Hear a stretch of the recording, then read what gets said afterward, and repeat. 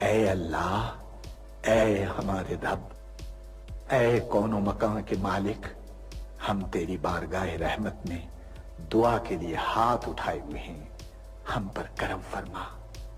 اے اللہ، ہمارے بزرگوں نے تیرے نام اور تیرے پیارے نبی حضرت محمد مصطفیٰ صلی اللہ علیہ وآلہ وسلم کے نام لیواؤں کے لیے بر صغیر میں اس سرزمین کے لیے بابا قوم قائد اعظم کی قیادت میں بے حساب قربانیاں دی ہیں۔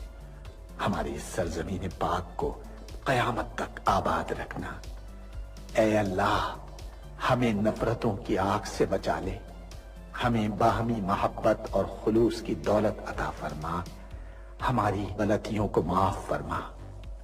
ہم اپنے گناہوں سے توبہ مانگتے ہیں، ہماری توبہ قبول فرما۔ اے اللہ، پورا ملک، خاص طور پر یہ معصوم بچے تیری بارگاہ رحمت میں دعا کے لیے ہاتھ اٹھائے ہوئے ہیں۔ اے اللہ، ان معصوم بچوں کی دعاؤں کے طفیل اس سرزمین پاک کو آنے والی نسلوں کے لیے محفوظ اور مبارک کر دے۔ اے اللہ، ان معصوم بچوں کی دعاؤں کے طفیل ہمارے ملک کو امن کا گہوارہ بنا دے۔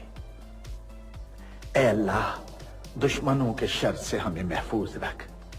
ہمارا یہ پرچم، ہمارا یہ پیارا پرچم عزت و کامرانی کے ساتھ رہتی دنیا تک سربلند رکھیو۔